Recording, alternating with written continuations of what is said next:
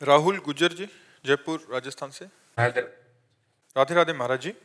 महाराज जी, मैं 2013 से बुरी संगत के कारण बुरे काम करना शुरू कर दिया था, जैसे शराब पीना, लड़ाई लड़ना इत्यादि। लड़ाई के कारण मेरे एक पैर टूट गया था, रॉड भी डली, आज भी और कई केस मेरे ऊपर चल रहे हैं। 2 महीने से जब से आपका सत्संग सोशल मीडिया के जरिए सुनने लगा, जैसे मानो मेरे जीवन में चमत्कार सा ही हो गया। मेरी सभी बुरी आदतें धीरे धीरे छूट रही हैं। बस महाराज जी, आप मुझे बोल दो कि मैं आपका दोस्त हूँ, आपके साथ हूँ, हम जिससे पूरे मुझे मदद जगत के करने में दोस्त और हैं भाई, आपके तो हैं ही, पूरे जगत के दोस्त हैं। बस इतनी प्रार्थना है कि दोस्ती निर्वाह करे। जब अच्छे कामों की तरफ कदम बढ़ाया तो बुरे कामों को अब दोबारा ना करें, जो जीवन में करते रहे। प्रण लें, नियम पूर्वक गंदे आचरणों का त्याग कर दें। जो कदम हम अच्छे मार्ग में चलाया, तो इसमें भी आपको दोस्त मिलेंगे घसीट कर बुरे कार्यों की तरफ ले जाने वाले। तो बुरे कार्यों को हम दोबारा ना करें। अब लो नशानी, अब ना नशे हो। आज तक गलती की, अब नहीं करूंगा, ये तभी हो सकता है जब नाम जप होगा। करते हो? हाँ, कोई अब नशा तो कोई नहीं करते। बहुत अच्छे, बहुत अच्छे। ये जो पुरानी गलतियां हुई हैं उनका प्रायश्चित नाम जप में ही सब हो जाएगा। नाम जप ही सारे पापों को नष्ट कर देगा, और जो सांसारिक फंस गए धीरे धीरे छूट जाएंगे। नाम जप करते रहो, भगवान बड़े करुणामय हैं। हम भगवान के सामने तो बच्चे ही है ना, और बच्चों से गलती होती ही है, और पिता क्षमा ही करता है। तो हम तो हम सर्व पापेभ्यो मोक्षयिष्यामि मां शुचा, भगवान कहते हैं। तो हमें भगवान का भरोसा रखना चाहिए और नाम जप करना चाहिए, और बुरा कर्म अब नहीं करना चाहिए, इससे डरना चाहिए। वो आप करके देख लिए, क्या शांति मिला, क्या शांति मिला। एक बेकूफी। महाराज जी, आपकी वजह से ही तो जिस समय कभी लठ चलाए हुए हाथ तो हाथों से माला पकड़ा दिया। हाँ बिल्कुल। यार पहले बहुत गुंडागर्दी किया है। हाँ हाँ, ये तो मार्ग है। अब अगर गलत मार्ग हो गया तो कोई भी गलत मार्ग में जितने आचरण हो सब आ जाएंगे, राक्षसी प्रवृत्ति आ जाएगी। और वही जब साधुता का मार्ग स्वीकार कर लेगा तो उसका अलग मार्ग हो जाता है। ये तो बड़ी कृपा है जो इन्होंने सुनकर अपने जीवन को बदलना शुरू कर दिया। महाराज जी, एक और समाधान चाहिए था। जैसे इस मार्ग पे आ गए, अगर यहाँ चलते चलते काफी समय हो गया और फिर वहां का संग प्रबल हो गया, तो फिर से जा सकते, फिर हाँ जा सकते। ऐसा संभव है महाराज जी? संभव नहीं, ऐसा 100% है, 99 नहीं, ऐसा 100% है।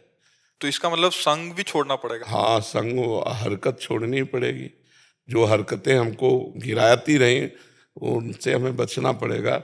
जब चिंतामणि वैश्या ने देखा कि बिल्व मंगल पूरा आसक्त हो गया है, अब उसके पास कोई संपत्ति नहीं बची, तो उसने धक्का बता दिया, धक्का मार के निकलवा दिया। और वो जी जान अर्पित किए हुए था बिल्व मंगल चिंतामणि पर। अब जिसे इतना समर्पित कि अपने ऐश्वर्य संपत्ति सब ला के दे दिया। वो वैश्या संपत्ति की होती है, अब संपत्ति रह नहीं गई, और आसक्ति इतनी प्रबल, तो कोई पत्नी थोड़ी कि तुम्हारा निर्वाह करेगी, धक्का मार के निकाल दिया। जब कोई रास्ता नहीं रहता तो भगवान का रास्ता एक खुलता है। हृदय जब संसार से चोट खाता है तो उसे शीतलता भगवान के चरणों में मिलती है। तो किसी संत के संग से वो वैष्णव बन गए, कंठी तिलक माला और भजन। 1 वर्ष उनके आश्रम में रहे, थोड़ी शांति मिली, श्री कृष्ण मंत्र मिला, तो उनको लगा भजन ही करना है तो वृंदावन चल के भजन करें, भगवान के धाम में जीवन अर्पित करके वहीं भजन करें। अब वो रास्ते में चले तो एक देवालय था, सरोवर था, तो सोचा आज रात्रि यहां रुक लेते हैं। तो रुके, सुबह देखा तो बहुत सी लड़कियां, नौवधुएं देवता का पूजन करने के लिए भगवान के आई। उनमें से एक की मुखाकृति ठीक चिंतामणि जैसी थी। वो आदमी बिगड़ सकता है इसकी बात, जो ही देखा बस हाँ चिंतामणि। अब फिर भूल गए कि हम बाबा जी बन चुके हैं, हम भगवान का नाम ले लिए हैं। बस वो पीछे अंदर से पुकार निकलती, हाँ चिंतामणि। और चिंतामणि थी नहीं, वो किसी की पत्नी थी। उस बार बार मुड़ के देखती कि बाबा जी हमारे पीछे। वो लंबे लंबे पैर बढ़ाए। अब दिन का समय था तो ज्यादा उसको डर नहीं लगा, लेकिन अपने घर पहुंची, अपने पति से कहा कि ये पीछे जो लगा हुआ है ये कोई नीच पुरुष है, इसकी दृष्टि ठीक नहीं है हमारे ऊपर। वो बहुत सुलझा हुआ व्यक्ति था, धर्मात्मा व्यक्ति था। बाहर निकला, फिर दरवाजे पे खड़े, तो दृष्टि से देखा वैष्णव तिलक ऐसे। तो कहा, कैसे महाराज? पत्नी ने बता ही दिया था कि हमारे पर गंदी दृष्टि रख करके आया है। तो अतिथि सत्कार बहुत बड़ी वस्तु होती है। गृहस्थी में यदि अतिथि वापस चला जाए तो सारे पुण्य नष्ट हो जाते हैं। तो उसने विचार किया, यदि ये पापी पुरुष है तो भी हमें अतिथि भाव से एक बार इसका सम्मान करना चाहिए। यदि भगवान परीक्षा ले रहे तो मुझे खरा उतरना चाहिए। वो भक्त प्रकृति का पति था। उसने कहा, कैसे आइए विराजिए। अंदर बुलाया, बैठा ला। आप कैसे आए, क्या सेवा करूं? बोले, जो अभी गई कौन है? तो उनका, हमारी अर्धांगिनी पत्नी है। बोले, एक बार भर नेत्र देखना चाहता हूं। बोले, अवश्य अवश्य, ये आपकी मांग है तो मैं अवश्य पूर्ति कर। अपनी पत्नी से कहा, आओ और इसके सामने खड़ी हो जाओ, और जब तक ये देख करके ये न कह दे जाओ, तब तक खड़ी रहो। अब आज की पत्नी हो तो बिगड़ जाए, वो धर्मात्मा की धर्ममयी ही पत्नी थी। उनका जो आज्ञा, आई और अपना घूंघट खोला, खड़ी हो गई। बिल्वमंगल जैसे देखे। उनके अंदर जो बात आई वो बड़े जोर की आई कि अरे नेत्रो, तुमने फिर मुझे भगवान के मार्ग से हटा दिया। 1 वर्ष तक गुरुजी ने मुझे संभाला और फिर मुझे वहीं गिरा दिया। कहा कि एक काम कर सकती हो, मुझे 2 सुई दे सकती हो? तो ला के दे दिया। तो उनका, हे भगवान, जिन नेत्रों ने मुझे आपके मार्ग से हटाया, आज के बाद ये संसार नहीं देख पाएंगे। और आंख फोड़ ली और चल पड़े। तो अगर हमारा पूर्वाभ्यास गलत है तो वो कहीं ना कहीं अगर हम चूक करेंगे तो हमको गिरा सकता है। आंख फोड़ ली और चल पड़े, तो रास्ते में ही भगवान उनको पकड़ लिया और वृंदावन लाए। और इतने बड़े महापुरुष हुए कि उन्हें बिल्व मंगलाचार्य कहा गया।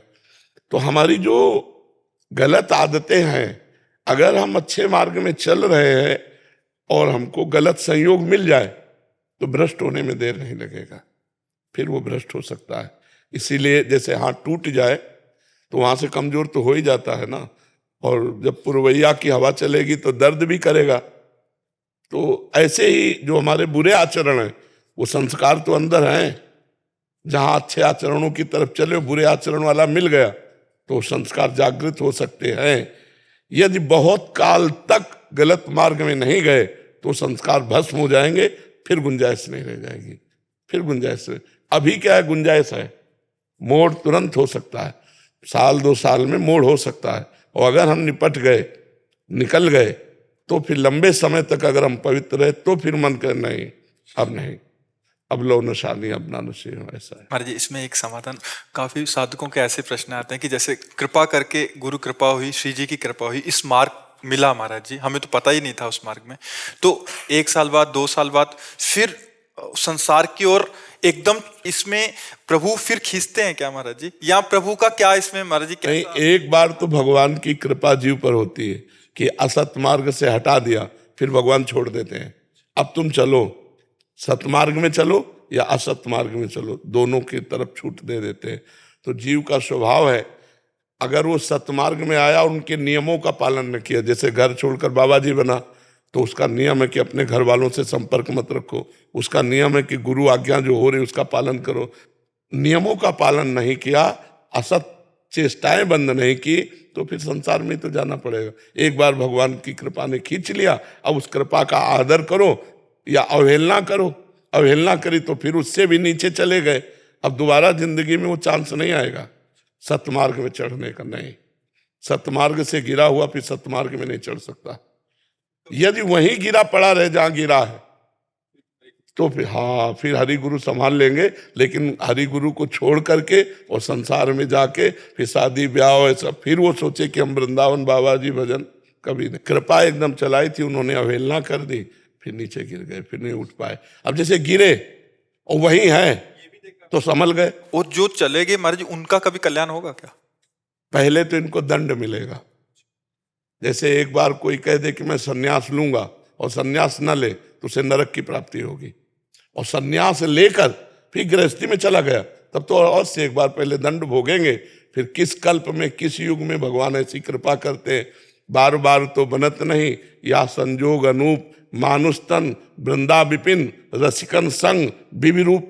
बार बार ऐसा संयोग थोड़ी बनता, मनुष्य शरीर मिला, वृंदावन धाम मिला, रसिकों का संग मिला, प्रिया प्रीतम की उपासना मिली, अगर इस पर हम समझ नहीं पाए तो बार बार ऐसा संयोग नहीं बना। इसमें दो बात निकल के आई कि एक तो जब लबलो नसानी अपना नसियों में जी एक पहली चीज तो अपने पे अहम नहीं करना चाहिए कि मैं बहुत बढ़िया हो गया, जी जी तो दूसरा डर के चलना चाहिए। हाँ, डर के तो निकल जाएगा। आज्ञा पर रहे, लक्ष्मण रेखा जैसे गुरु आज्ञा, कोई नहीं तुम्हें भ्रष्ट कर सकता, गुरु आज्ञा पे बने रहो।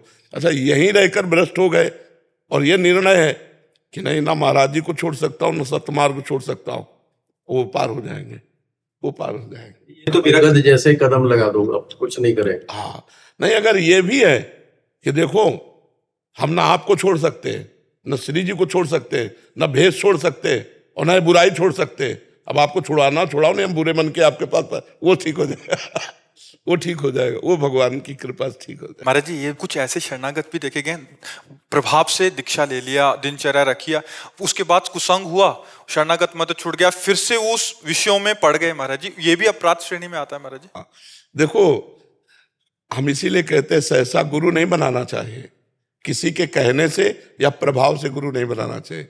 भूख हो गुरु की, गुरु की भूख कब होगी? जब भगवान के मार्ग में चलने की हमारी बात होगी कि हमें भगवत प्राप्ति करनी, हमें भजन करना है, तो हम अपने दिमाग से गुरु बनाएंगे, फिर उनकी बात मानेंगे।